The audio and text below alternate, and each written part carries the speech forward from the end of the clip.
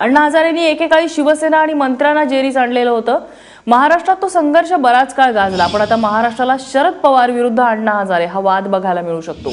कारण सहकारी कारखाने कवडीमोल भावाने विकून सरकारी तिजोरीचं 25,000 कोटींचं नुकसान केल्याचा आरोप अण्णा हजारेंनी केलेला आहे आणि अशा दावा करणाऱ्या अण्णा हजारेंवर आपण आता मानहानीचा दावा करण्याच्या मनस्थितीत आहोत, असं शरद पवारांनी म्हटलंय। ते ठाण्यात पत्रकारांशी बोलत होते।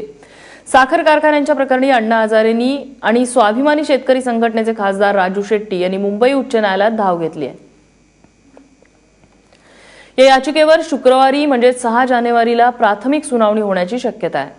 आणि अण्णा हजारे आणि राजू शेट्टी यांच्या आरोपांनंतर पवार काय म्हणाले, शरद पवार यांची काय प्रतिक्रिया आलेली आहे, आपण जाणून घेऊया।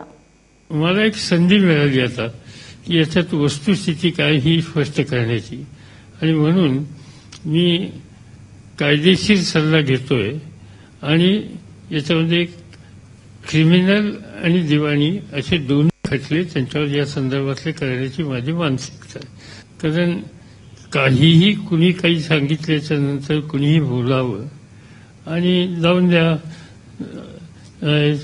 जनसेवक आहे वगैरे वगैरे म्हणून आपण गप्प बसावं, मला असं वाटतं की ती नाही।